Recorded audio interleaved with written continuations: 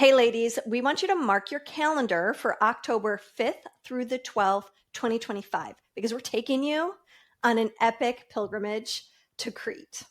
That's right. We're doing a beautiful retreat called Awakening the Goddess, where we are going to nurture ourselves from the inside out. You're going to be learning all kinds of sacred sexual practices from both the Taoist and the Tantric perspective. We'll be doing yoga every day. We'll be going and visiting sacred sites and really harnessing the energy of the primordial goddess, meaning the original divine feminine energy that is so alive on this island. I was just there last year and it was a game changer for me. And I was like, Leah, we got to put together the retreat that I want to go to. So this is it. Yeah, there's something very special about women coming together and healing and awakening each other's Shakti to really resolve some of the blocks, some of the hurts, some of the traumas from the past, to shed that dead weight so that you can become more alive. You can become more magnetic, cultivating trust, cultivating vulnerability, cultivating presence, coming into a new state of consciousness in the arms of a group of really amazing women, sisters, and friends you're going to have for a lifetime, including Willow and I. So join us on the plane. Let's get this party started. You can sign up at sexreimagined.com and let's go to Greece, baby. Welcome to the Sex Reimagined podcast, where sex is shame-free and pleasure-forward. Let's get into the show. You know, it is one of our favorite times of the month where we give you an LXW episode. That is Leah and Willow all by ourselves, shooting the shit and giving you lots of great love, sex, and intimacy advice. You are at the Sex Reimagined podcast. My name is Leah Piper. And I'm Dr. Willow Brown. And today we're dropping into the topic of trust because that's been coming up in our work a lot lately with our clients.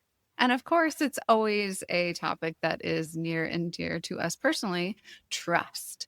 And so we're going to give you all some ways to build more trust inside of yourself, to build more trust inside of your relationships, and particularly to rebuild trust if it has been broken inside of your relationships. So this is going to be a very deep and exciting episode of, just how to lean into and relax into your life even more. Yeah, I have to say, regardless of the type of sex you're having, sex is always best when you really trust the person that you are fucking or making love to. It's so true. It makes a world of difference because you can be more vulnerable. Dun, dun, dun. Like if you really, really trust the person to get more outside of your own comfort zone with, then you get to explore places inside of you that are, uncharted territory. And in sexuality, I think that's one of the things that drives Eros, like, oh, I've never done that before. It's like exciting and fun. Yeah, we were talking the other day about the type of people that are just super trusting in general. They kind of live in the world assuming the best and lead with trust. And then other people who do not do that. They are looking to see that trust is earned. They're much more cautious and conservative about their trusting. It's a privilege. And you and I agreed. And I'm curious about those of you who are listening. Are you the type of person who leads with trust or maybe suspicion? Yeah, and tell us why.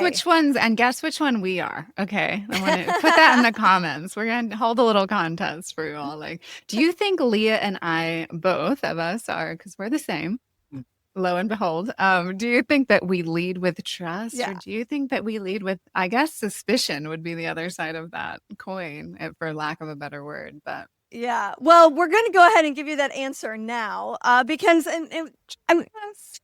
we tend to be very trusting. We prefer to be the trusting type.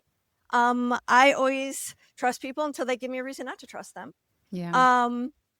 Which like sometimes leads to a world of hurt, I will say. It can bite you in the ass. My sister thinks that is just irresponsible. and stupid.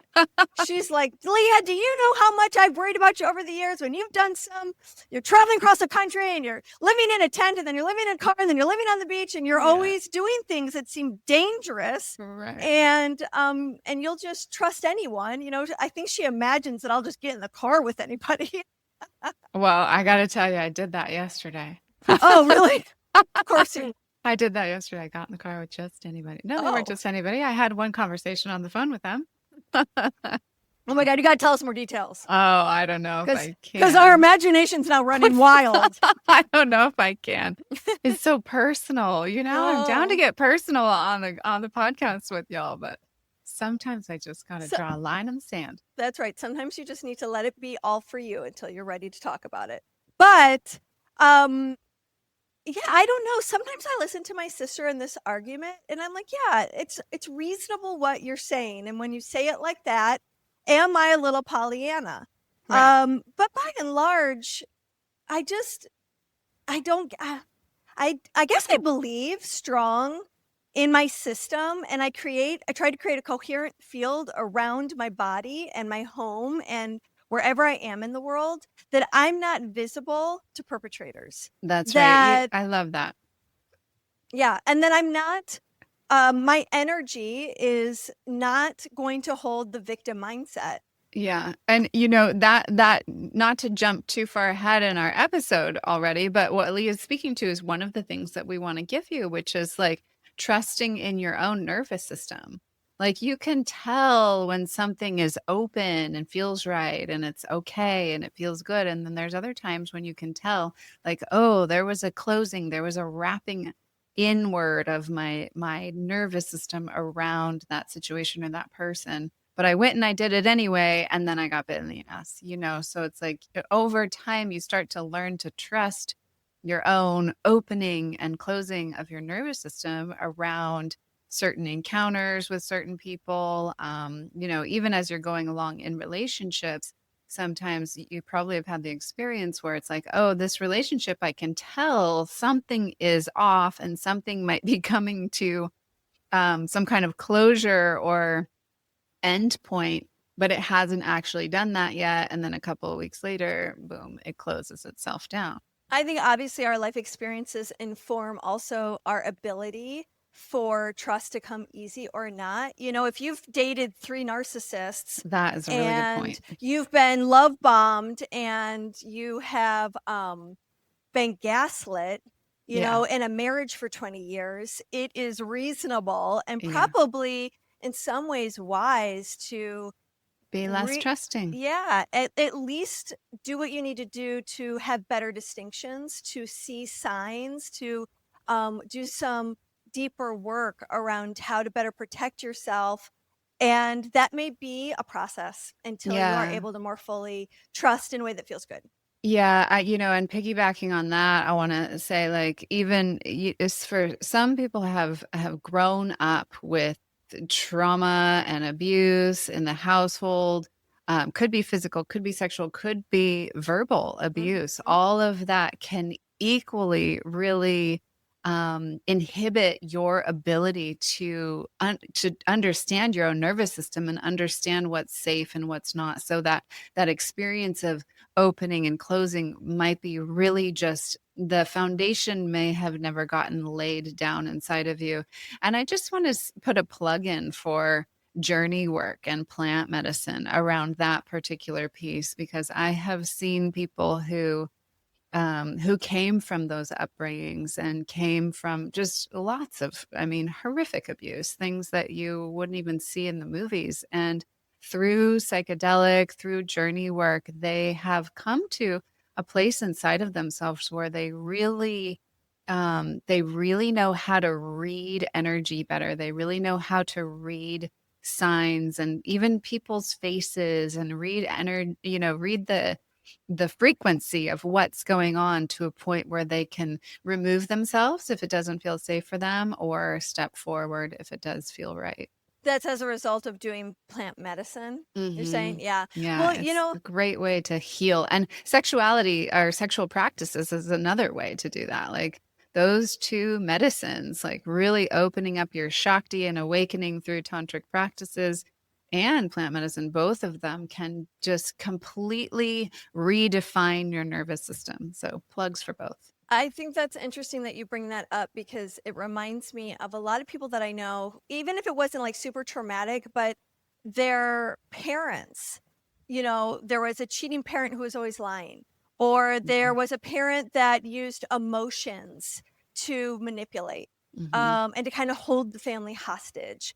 And I think when you have that as a part of your conditioning in terms of like what love looks like, it's no wonder that there would be some trust in your nervous system that has been disrupted that now needs to be rewired. And that can be some harder patterns to shift because they were laid down when your brain was so young and it's still developing.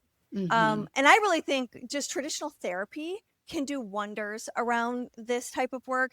I do have to say, yes, I think that things like sexual healing and other somatic practices are very helpful, but I would caution a little bit jumping into the sexual healing space without doing some fundamental pieces, because what I notice is when someone has a lot of trust trauma, they're also the ones that tend to not take responsibility for things that, for a rupture that they Things don't that go wrong. understand. And there can be a lot of projections and transference to the person who's giving to them, that makes them actually not a trustworthy person to work with.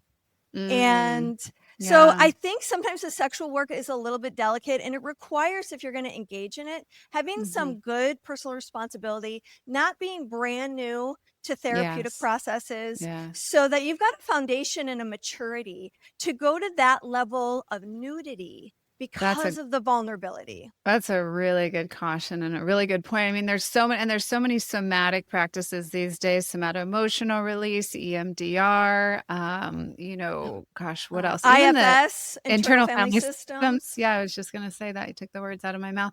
And I love that you brought that point forward because, yeah, the sexuality piece, it's such a root piece of where we generally societally don't trust. So if you don't have some kind of foundation, it could potentially take you further down the I don't trust anyone path. Now, I'm curious, Leah, because you've been working with people hands-on for so many years. Have you had that experience? I've never had it. I've watched delayed detonations a lot. I've You have. seen it, especially in the seminar space. And thankfully, that's a good place for those things to happen because there's a lot of support. I've seen it there, yes. Yeah, so you have two students who are beginners learning this, Yeah. and it's not a bad thing for that to show up because it helps give a template for everybody how to handle that kind of experience. But it really it's hard because everyone's triggered and their safety patterns are up, and people are at different levels of taking personal responsibility and are at different levels of their ability to receive feedback and how they're going to internalize that and the meaning that they make about that. So true. Yeah. Oh, aren't humans people? So humans peoples, they're so fascinating. There's so many layers to them. All right. Well, let's go into the pros and cons of trust inside of sexuality and romance. Obviously, we've talked about some pros already. Deep trust within yourself and within relationship to another person can create uninhibited pleasure, total paths to surrender, so that these waves of eroticism, rapture, and arousal that you've never had before can come to you. And it can really create this deep sense of emotional depth. Let's take a quick break. Awaken Arousal Oil is my new best friend. Like Laura says, holy forking shirt balls, did it deliver on its promise. I could feel the blood flow and warmth, and that was the easiest I've ever achieved multiple orgasms. This is all natural botanical oils. It is made with CBD because CBD helps relax muscles and it eases tension. This stuff smells so good and it mixes with your pheromones like mwah, so good. Get yourself some. Link is in the show notes. Yeah, I want to talk about like the pros, because there's a certain sense of security that when you can internalize trust, your sense of security is grows exponentially in so many different sectors of your life. You trust your inner guidance that what you feel deep inside is the right path for you. That despite what other people want you to do, that you choose your own sovereignty, you move forward to really trust your gut and your system. And when you can do that repeatedly with good success, that gets stronger and stronger and stronger. So I think having trust in your inner guidance is something to develop. Absolutely, 110%. And I think it's something that we continue to develop because, I've had the experience so many, well, not so many times, but many times, recently in the last few years, where it's like I got just completely blindsided. I was just in total faith and trust, and then, got slapped upside the head with something different. And so it can be like, I always really prided myself on being somebody who has tons of faith and where did this faith even come from? I don't know. God gave it to me. But when I look at, my family structure, like I've never met a man in the world who has more faith in the universe and in God than my father. So that's where it came from for me. But when it gets rocked to the core like that, yeah, oof. And so what's the meaning that you make for yourself when that kind of takes you down to your knees? How do you come back from that? How do you work with your own thoughts and your feelings around that? Boy, it is a journey. I mean, I think when you have already a sense of what faith is in life and like trusting the flow and trusting the unfolding, and this door closes so that window can open, and that whole, path, if you've been on it for a while and you kind of understand it and know it, it can be easier to come back to that if you get rocked to your core. But it still can take time, and it takes just being really patient and Compassionate. and so compassionate, and then sometimes just being like, I don't fucking trust, just naming it. Like Yeah. in this moment, I don't have faith. Yes. And giving yourself permission to actually be present to that instead of trying to bypass it emotionally. Exactly. This is a cliche, but it does give me comfort. So I return to it time and time again.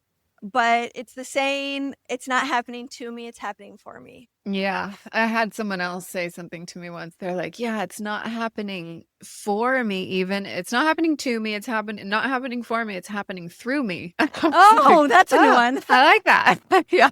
Yeah. And so that really, that's been a part of my journey for sure. And coming back to faith and trust is like taking my persona out of the equation, getting like way more cosmic with it all, and just being like, this is just an experience. I am not Dr. Willow Brown. I am not this ego. I am not this person that is put out into the world, but rather like I am a walking, bundle of cells that is interacting with atoms and cells all around me, and this is just what's flowing through at the moment.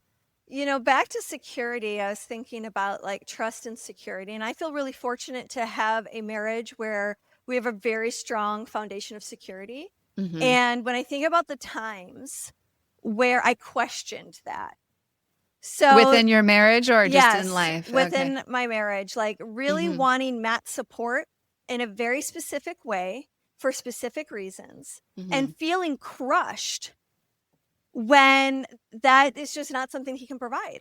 Right. I'll give you like, there's certain parts of my career. Matt's very generous and totally believes in me and loves what I do, all that stuff. It's not that he has any problem with my career choice, but there have been times when I want him to give me the level of faith that my father gives me, which is that message, you can be anything you want, like you can.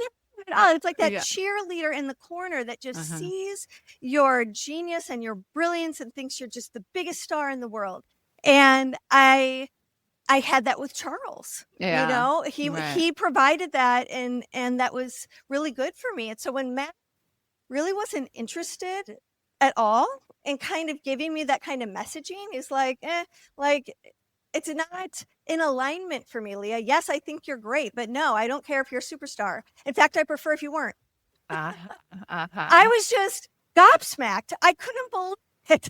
Right. It was right. so out of, I just thought You're it was like, unreasonable. what? I'm Yeah. like, fake it, you know? Yeah. I hate that. So, Every other man in my life that's been crucial and primary has felt that way. Yeah. So it's an interesting thing to just go, okay. I can't, this is not worth a fight. This is Yeah. his truth. Yeah. What am I going to do? Am I going to make this mean something about him, or make that mean something about my worth, that he doesn't see me or something? Yeah. And then I sat with that for a little while and said, you know what? I'm going to trust other people who authentically do see that in me. And when I need that kind of reflection, I I'll have go to other them. people I can go to. It doesn't Yeah. have to come from my romantic partner. Mhm. And that It could come from me. it comes from I'll you. be It your comes from cheerleader. Whitney. Yeah. So I had to trust myself in that moment, Uh-huh. that just because he wasn't going to be that cheerleader, doesn't mean I abandoned that need. Right. It means I have to go get it from somewhere else. Mhm. B, it gave me an opportunity to reflect. Well, that's interesting. How badly do I actually need that? Where is this coming from? There's a little girl in here. And then there's all this projection of what I think success looks like. Right. And so it gave me a chance to really kind of tease apart a new way of looking at everything. And because he just stayed in his truth and didn't buckle and didn't give me something that I wanted, but Fake. yeah. And now I actually trust him a little bit more that he said no, I love which that. was hard. Like, I didn't like that answer. So like, watching how trust can increase when someone gives you boundaries Yeah. that you prefer they didn't give you. Yeah. That's That so takes beautiful. time to land, though, because you don't like that answer right away. So it takes time to realize, wow, the backside of this is actually more trust. Well, exactly. And I mean, this is so important. What you're pointing toward right now is that, you know, part of being able to trust another is to really understand that, you know, there is to not expect them to give you things that you know are not in them to give, that are not authentic within them to give. Otherwise, you're then setting yourself up for failure over and over again. And I do feel like in long-term relationships, this is where, you know, trust issues start to begin, and the leaky energy of like, well, I can't trust you to ever, you know, an example, this is a stupid example, but I can't ever trust you to get the garbage out to the street on time for the garbage truck to pick it up. And it's like, well, that person doesn't orient to that as a value. Like, that's not something that's important to them. It's never going to be important to them. Stop putting it on them to make that thing valuable to them enough that you would be able to trust them to do it. So, you know, there's so many layers and nuances. There is a lot of layers. And kind of, you know, another thing about boundaries that I had to learn when dealing with boundaries and how to get better at them is when you make a boundary and you say that if you don't honor this, this is what's going to happen. Yeah. And then you don't actually follow through with Right. that consequence. Right. So it's like That's big. learning, if you want them to trust your boundaries, and if you want to trust your boundaries, you actually have to do the hard thing when the boundary is broken. Yeah. And so it's like, make sure those consequences are ones you're willing to follow through on, because then it disrupts people trusting you. Yeah. Even though you set that boundary, sometimes being motivated by the fact that you can't trust. Yeah, totally. Hey, Totally. Yes, you can just set yourself up for failure so easily. So you got to be really honest with yourself. I mean, that's such a big part of trust, is really just being honest with yourself about all of this. And while you're bringing up boundaries, I don't, you know, if those of you who haven't heard us talk about boundaries yet, I think it's really important to just throw this piece in, and let's talk about it now. Is like, boundaries are, you know, made up of sort of two pathways, and a boundary could either be a request or it could be a requirement. So just to set it up a little bit more about what Leah's talking about, if she has a boundary, like, I need you to take out the garbage every Tuesday, and if you don't, I will still love you, I will still be your wife, I will still be here for you. That is a request. versus a requirement, which is, I need you to take out the garbage every Tuesday. And if you don't, it's going to be the undoing of this relationship Right. at some point. Or if you don't, it's going to rot and the garbage is going to pile up and It's going to stink. yeah. Yeah, it's a good distinction to play with, y'all, the difference between a requirement and a request. And that's that being really honest with yourself. And I think one of the things too about boundaries versus like rules, for example, because these things keep us safe. Boundaries, rules, fences make good neighbors. Rules tend to be more hard and fast, whereas boundaries shift as you shift. Boundaries can be changey and malleable as you change and evolve. So it's important to always kind of like a requirement of a boundary requirement side could easily request side could easily turn into a requirement down the line. So just keeping your finger on the pulse of what's really true for you is going to be like the number one north node for trusting in life. And I really encourage people who did have examples in their early childhood of distorted trust, of having family members that repeatedly lied or cheated or betrayed or manipulated or gaslit, to take some time, all of you, if you haven't, reflect on your earlier childhood. How much of that was going on in your household? And do you find yourself in fights with partners, and not just maybe the partner you're with, but past relationships because you couldn't trust them? What tends to happen is we go into transference. Suddenly we can't see that it's Jeff, our lover of 3 years. We're actually in transference. It's our dad we're seeing, or it's our uncle, or it's the last 5 boyfriends who cheated on you. And the thing to recognize, instead of blaming so that you can validate your reason not to trust and why men aren't trustworthy or women aren't trustworthy or so on and so forth, is you're the only constant in this pattern. And so if you do want to find a trustworthy partner and have a healthier relationship in the world of trust, you're not going to get there if all it's about is trusting things that are outside of you. The way to course correct is going and developing self-trust, is getting very introspective on the inflection points in your life where trust bit you, hurt you, devastated you.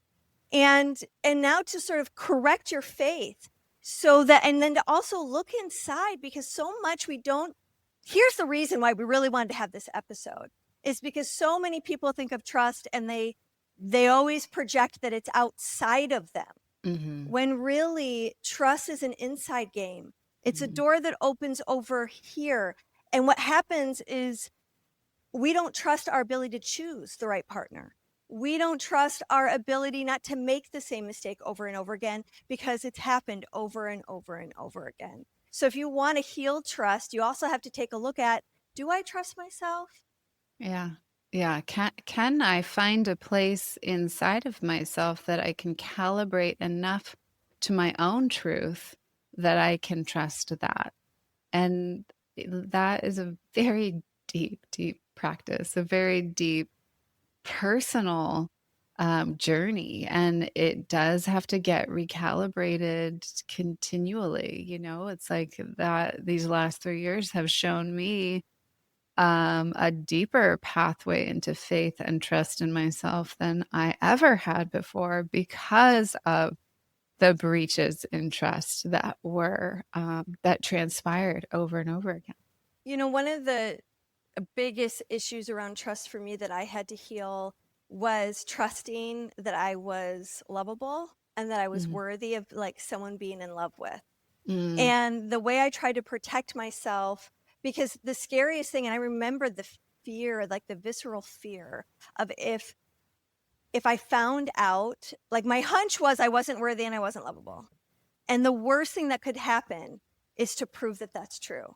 So I just wouldn't even go there with lovers. Yeah. I just settled, like, I just made this starry story up that like I was cool because I had lovers. Yeah. But no one was really falling in love with me. And I couldn't admit how badly I wanted that. So I just told myself lies and lies and lies and lies. And for years and years and years. And I went without acknowledging this huge desire, this deep, deep human need, and also to take the risk and to find out, would anyone fall in love with me? So, it's okay. So personal question then, how long, when you finally got honest with yourself, what was the process? What was the journey? What was the time frame that it took for Matt to totally fall in love with you? Well, I was able to correct this before Matt. Okay. This happened a little bit earlier in life, and really, it wasn't until I discovered Tantra, Uh-huh. and I started having more truly intimate, sober Yes. experiences that were asking me to get really present, especially with sex. Mm-hmm. And that I began to change the vibration of people that I was spending time with. So I wasn't smoking as much weed, wasn't getting wasted at night, going to bars. I was like sober enough to actually feel all this fear and to get naked emotionally as much as I was getting naked physically. And it was wonderful and shattering at the same time that I couldn't hide from myself anymore. And like, there's something about conscious relating and being in a community of people who are of like mind. Mm-hmm. There's so much support for you there that you learn Yeah. to trust that I'm going to shatter in front of somebody and they're going to see like how scared and ugly I feel about myself, and they catch you. Yeah. And suddenly I had a mirror for what trust and love, what was possible with that. And that transformation was the biggest gift of my entire life. I'm so lucky that, and I'm so proud of myself that I took those seminars and I went to those workshops and I got uncomfortable, because it changed everything. It changed everything. Okay, so what would you say to our listeners who are like, fuck, I need to get that real with myself. I need to get that honest with myself. And, and I'm scared as hell and I don't know where to even begin. Mm-hmm. Well, I would start looking for community. I think that's the best way to do it. And what that allows you to do is you've got a lot of people in one place, you're having a shared experience, and that gives you a felt sense exploration in trusting different people and being able to feel in a group. You'll resonate with one person a lot. That's probably the person you feel the most synergistic trust with. You might be a little bit suspicious of someone else. So you have multiple experiences of feeling your trust meter. And of course, working with a therapist too, I think is helpful. But I like the group idea because instead of putting all your faith in one teacher or one coach or one therapist where they could disappoint you, Right. you put yourself into a community that has a container around it that people have referred to you so that you can try some things out. One place that people tend to like and get a lot of value from is the High Human Awareness Institute. They've got a place in California. They may have something on the East Coast. Mankind Project is a great place for as a men's group for men to develop trust both in self and other. Certainly the workshops that Willow and I create are ones, retreats that's the cornerstone, is us developing how to trust ourselves and others. So there's so much access out there for you to start to and it doesn't even have to be in the sexuality space. You could go do some. It does seem like having some kind of like evolutionary developmental training that you're going through with a group of people, really allows you to drop in with these people, because when you're going through an evolutionary developmental training, you're exploring vulnerable sides of yourself, but everyone in the space is. Another place would be Linda Cesara's work, and she's got these 10-day retreats on Maui that are, you want to do a deep dive into your developmental stuff. Go check that out. So I think that, not just community like, oh, I go to Kirtan and I see the same people, but more like okay, we're going through a portal together. Process. We're going through a Yeah. process. We're learning Yeah. something together about how to be better humans. Yeah, like an active growth process that asks you Yeah. to get in touch with yourself emotionally. Here's some things that you could try On your own. to cultivate on your own. Yeah, Yeah. one is to write a letter to the universe. I And love doing this. yeah, say more about this one, Willow. So, you know, you can turn this into anything that works for you. But what I like to do is I like to set a timer for 11 minutes and 11 seconds because 1111 is an angel number. And so it holds Okay. you in this like angelic space. And you just sit there and you feel what you want to feel. There's so much going on in our human experience of like trying to figure it out. Okay, I want to feel happy. I want to feel safe. I want to feel supported. I want to feel like I can trust my partner. How am I going to get there? How am I going to figure out the way to that? And, you know, the laws of quantum physics and manifestation say, stop trying to figure it out, you know, just sit in the feeling of it. So when you sit and you write in your journal and you write to the universe or you write to the feeling like, I want to feel, you know, you write to the feeling of safety or you write to the feeling of trust. Dear trust, it feels so good to have you in my life. When you are with me, I can move through the world in such a different way. And my eyes are more open to the possibilities that I wouldn't otherwise see. And you just spend 11 minutes and 11 seconds writing to the thing that you want to feel more of in your life. Yeah, that's a great exercise to really imagine what it feels like in your body and then in the world living your life if you lived in trust. What does that feel like and look like?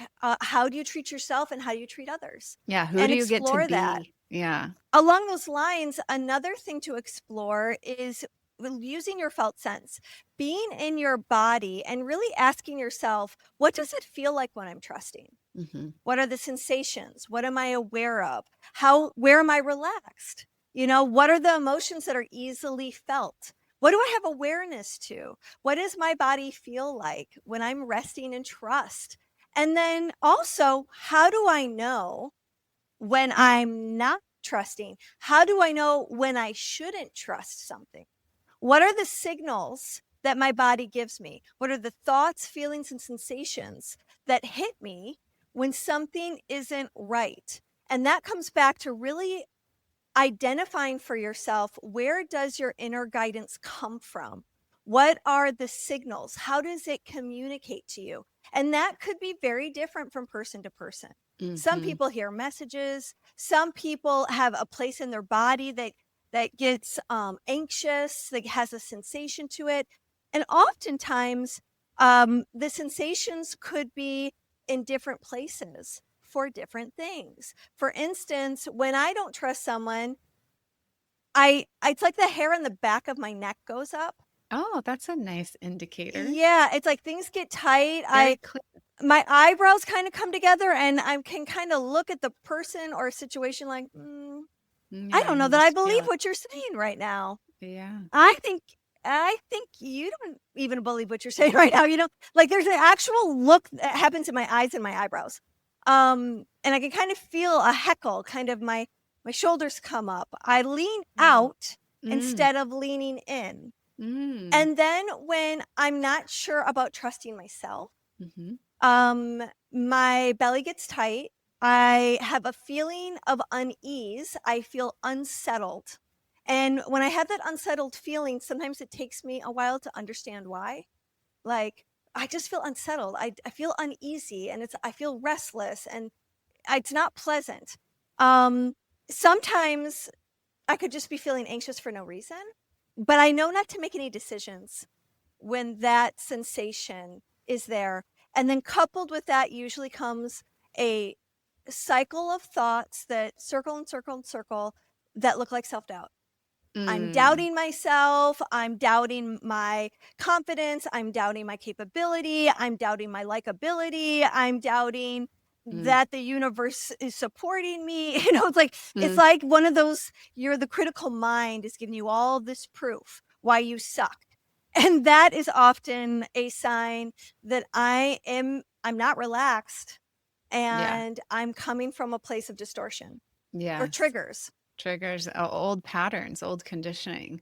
Gosh, as you're talking, so much is coming up for me because I was just in my women's thread, the women that I lead through the sex magic practices, and one of them is having a major, huge, transformation in romantic relationship. Like this is a huge, big deal for her. What's happening in her life right now? And she was sending little messages to our thread, and she asked the question, how do you know when it's right? How do you know when it's right? Because Ooh, good one.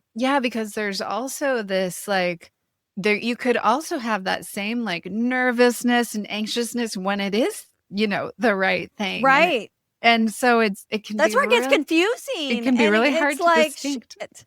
Yeah. Yeah, that's such an important inquiry question. Yeah. I And really, really like that.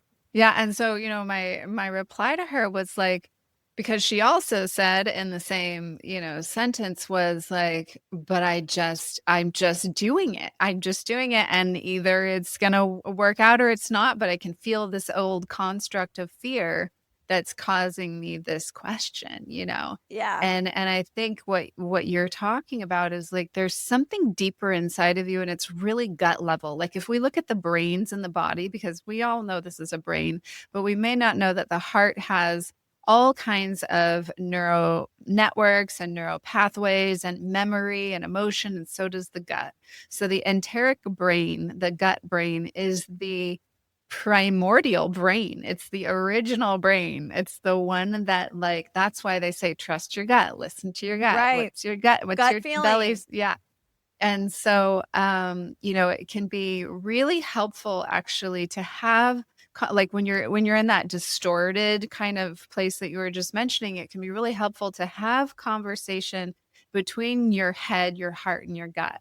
And there's a process called multiple brain integration technique. This is where I got my coaching degree.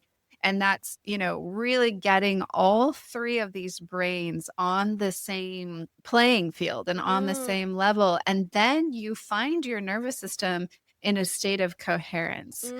So for the example with my one of my ladies, my clients, she's like, it's like her heart is telling her yes, but her gut is fucking scared, and her head is reasoning through all these different things. So there's maybe this like incoherence going on until she takes the time to sit down and either write it out or voice message it out or have someone guide her through the multiple brain integration process, where she can find a place where all three of her brains are like, this is the right choice. It may not end the way you want it to. It may be better than you ever even could have imagined. You have no idea. And you're scared because of old conditioning and old experiences. So then Beautiful. she could proceed forward with so much more clarity around this is the right thing, even Brilliant. though I'm nervous. I love that. And because I think we confuse trust with fear. Yes. If I feel this negative emotion, it means I can't trust it. Right. But oftentimes when we confuse that inappropriately, then we hold ourselves back from taking risks and taking chances because we don't know what the outcome is mysterious. We don't know if we'll pass or if we fail. And a part of really knowing that you can trust yourself is knowing that even if I fail, even if I make a mistake, even if my heart gets broken, I will be okay. Mm-hmm. And this is where fact finding can be very, very useful because you can go back and look at history and say, when that tragic thing happened, I thought I would fall apart, but I eventually was okay. Right. And so, because sometimes our thoughts will just take us and create so much doubt and so much insecurity that we freeze. Yeah. And our lives get smaller instead of bigger. But if we can remind ourselves, I'm still alive, because the ultimate fear is that we'll die, that this thing will happen and we will die. I will die of this broken heart. I will die of this divorce. And but it fucking can feel like you will die in the moment. Yeah. I know. Feeling. You're totally convinced that any minute now your heart's going to stop. But the truth is it doesn't. You keep going. Yeah. And eventually you are okay. And we need to know that when we're in that moment of crisis and we're not Yeah. sure we can get through our mom's funeral, Right. you know? Let's not talk about Yeah, we that. Okay, I want to talk a little bit about, like, let's say partners have been together for a long time, and that there was a breach in trust, there was a cheating, or there was a betrayal at some point long ago, or potentially not that long ago. But I've got a client right now who's in that situation where it was years ago, years and years and years ago, and there's still this trust these rupture. layers of, like, how can I drop in, how can I trust this person? And so if there's been a deep trust rupture, like that term, inside of a relationship, what are the practices that we would recommend for you all? Yeah, that is a great, yeah, let's go there. That's really useful. Yeah. One of the things that that we think could be really helpful is creating trust jars. Now, it might sound kind of corny, but it can be also really fun. And, like, you have a jar, and you could make art of it, or it could just be a jar. It doesn't have to be artful, but you could make it more fun by putting something pretty on it. And every time your partner takes a small step toward rebuilding trust, you write that down and you put it in the jar. And this is just a physical reminder that you see regularly, because there is something about, rewiring these neural pathways in our bodies where when you see something physically, it reminds you, oh, yeah, that's the feeling. That's how I want to feel. Oh, yeah, they did that little thing yesterday, and that really felt trustworthy to me. So then you're looking at that jar every time you're in the bathroom or the kitchen or wherever, or in the bedroom, and you're reminded that they are working their way back into that vulnerable place in your heart. And sometimes you might write something down that they weren't trying to be trustworthy. Just for you, it hit you in a way where it's like, oh, I can trust them again deeper and more because of that action that they took. And the reason why that is so effective is because our brain is wired to see the negative. It's all connected to our survival early in the beginning of time for humans. So it takes, I think, 4 positive things to happen to knock out one negative thought. So that's a lot of positive shit that has to happen all day long, because we are hardwired to focus on the negative, to focus on what's not working, to focus on what we can't trust, instead of programming ourselves to look for the proof, fact finding again, of what we can trust, of being able to see our partner trying. So this is a physical exercise that can help you get in the habit of really noticing and changing your perspective and finding little wins for both of you. This can really help restore things at a micro level that ends up leading to big moves. Here's another exercise, and this is really good for recovering when you need to do some communication. And if you want your communication to be more effective, because oftentimes what happens, we start telling our partner what they're doing wrong and why we can't trust them, and then they get defensive and nothing actually gets resolved. So we often need to have some structure so that our repair conversations are more useful. I really encourage people, like, make your fights count. Make every fight turn into a win. Because if you're going to go through it, let's get to the other make side. It a win. Yeah. So first thing you have to establish are some ground rules. One is no interrupting, no crosstalk. Let your partner get through what they're trying to convey, and no problem solving yet, unless it's requested. Just allow them to empty their bucket. And then there's an agreement that when it's time to respond, you really practice responding with curiosity rather than defensiveness. Okay, so I want you to keep that in mind. Now, here are the 4 questions. Okay, person 1 goes and they're upset.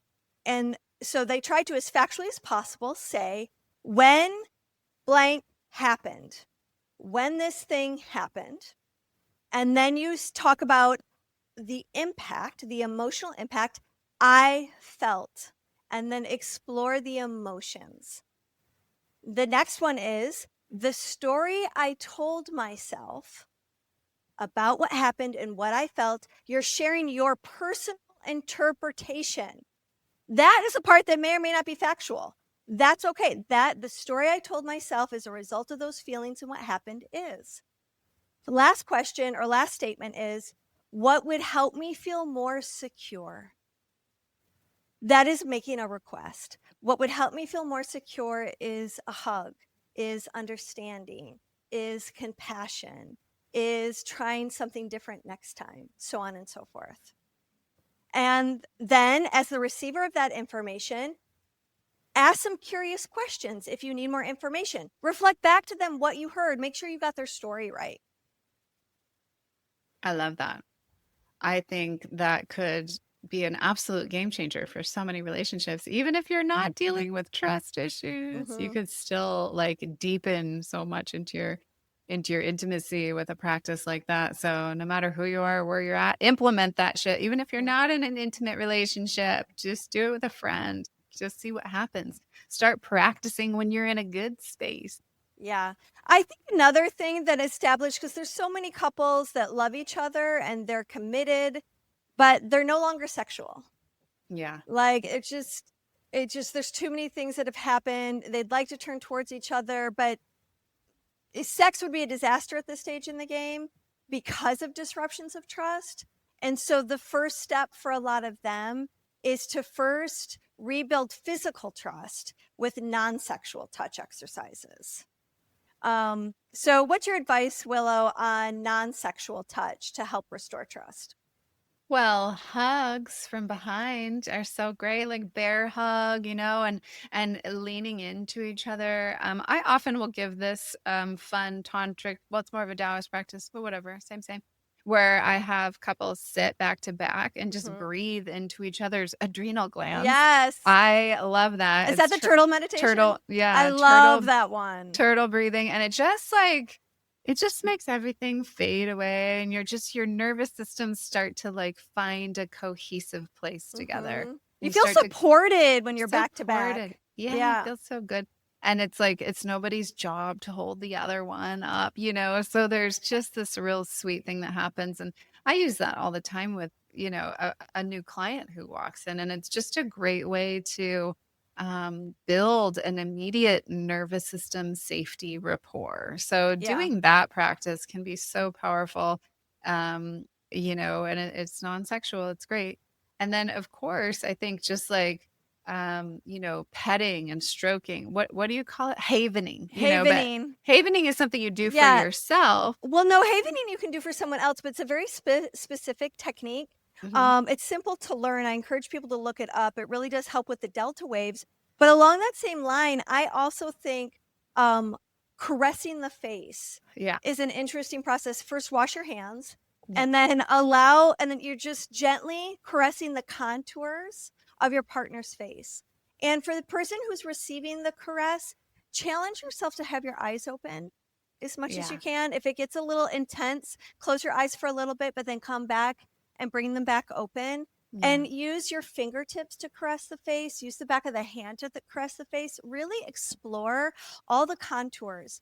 It's such an intimate and gentle, sweet, restorative practice. It kind of reminds us of being young, like a little baby. And it's an exercise of cherishment, of having someone's undivided attention. And we're so hungry for that. Yeah. And you can do that for your friends too. It's just like, I call it baby or lady. Sometimes baby or lady. Your girl just is coming on over and she's in distress. And if she'll let you, just like, here, let me just give you a caress, a loving caress to your sweet face, you little angel. I love that. For some reason, that makes me think of the pause in pre and perinatal psychology. We were talking about this on an episode the other day. There's 7 steps to like rebuilding or deepening connection with other, and it relates to all relationships, whether it's your children or your partner, your lover, whatever. But one of the really important ones is pause. And so sometimes Yes. when we're in this process of rebuilding trust and coming back to a place, or possibly to a place for the first time inside of ourselves, where we are orienting to our own truth without a shadow of a doubt, without apology, without explanation. We're just, this is what my truth is, straight up. It can require us to pause long enough. And I don't know about y'all, but I've come from, a matriarchal line where they just didn't do that at all. They just were much more of the martyring. Well, I'll just do it because everybody wants me to do it. I'll just do it because it's expected of me. I'll do it because it'll make everyone happy. And that is not orienting to your own truth. And so I'm constantly trying to guide my matriarchal line toward, like, well, what about your needs and desires and what you want? And I'll encourage them to just pause and sit and listen, deeply within, like what would feel best to you? Like, what would give you the most pleasure? Yes. And there's lots of little things that you can do. Everything from like hand massages can be a safe starting point, because you can give feedback in a less high risk sort of situation than if someone was like massaging your genitals and you feel like you're directing traffic and it kind of turns into a disaster. But taking turns getting hand massages from each other, where you can communicate the nuances of lighter or deeper or slower or faster, or the parts of your hands, because your hands are actually very sensitive. Wherever there's a flexible joint, there's extra nerve endings. And so we have so many flexible joints in our hands, and touch feels good. It feels good to be the toucher, and it feels good to be the touchy, and we shrivel without touch as human beings. So just having your partner give you a gentle hand massage where you're both really paying attention about what feels good, and then finding ways non-verbally, sometimes like through sound and breath, to communicate non-verbally. Giving non-verbal cues is a great way to get better at being able to trust yourself as a toucher. You're looking at your partner's system and going, are they opening or are they closing? Is their face scrunching up? What are their non-verbal cues that are letting me know they're closing? What are their nonverbal cues in their body that are letting me know, ooh, they like this? Because not everyone's been taught attunement. So being able to add a little bit of a distance without a high risk, start with the feet, start with the hands. Yeah, absolutely.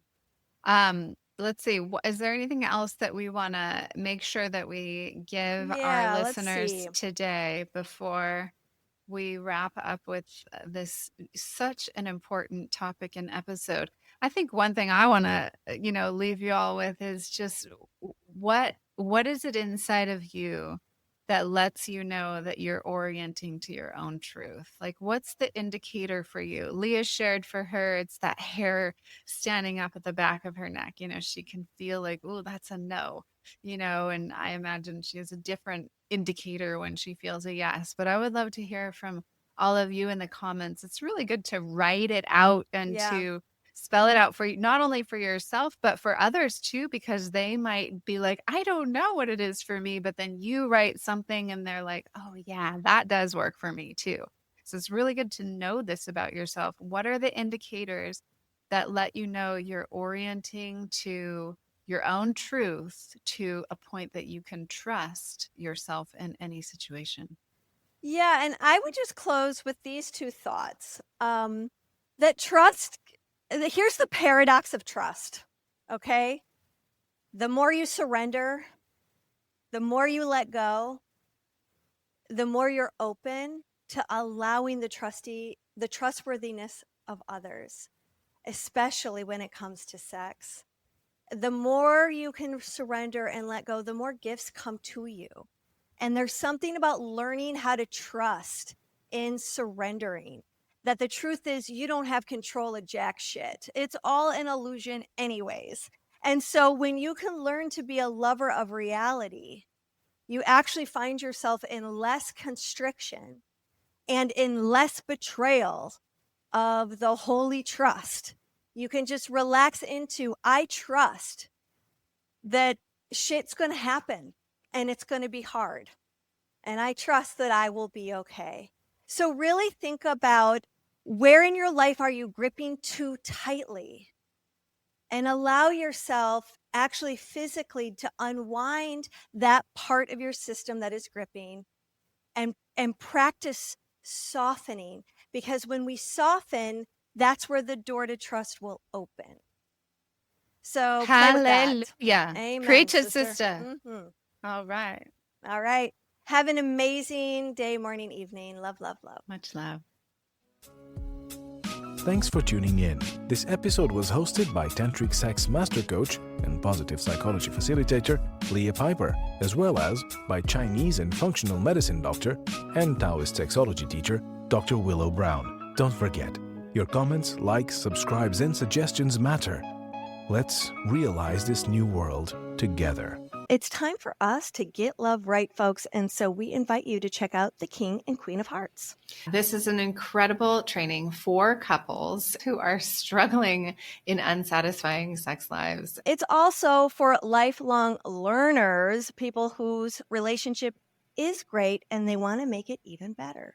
In this 3-part training that is filled with 8 different tutorials, like the art of tantric kissing, eye gazing that is deep and intimate, connective, and not creepy, and sacred sexual meditations, you do them with your lover to juice you up before sex. Communication tips and really, really valuable relationship essentials are all found in this training. You know, a common mistake couples make is they wait, they put it off, they avoid, they resist. And if you want to continue doing that, well, good luck. But if you really want to make a change, get this today. Don't let another month go by where you're losing precious connection with your partner. Plus, you can't beat the price on this program. One of our clients, Casey, said a spark in their intimacy is back on track. Now, Sarah and her husband, you know what she told us, Willow? She said, finally, he learned how to kiss her right. Oh my God, hallelujah. So happy for Sarah. So if you want some radical changes in your love life, go to sexreimagine.com, click on courses, and scroll until you find the King and Queen of Hearts. And because you are a fan of the podcast, you can use the King and Queen 10 code in order to get 10% off. That is King and Queen 10, and you can use it in the checkout.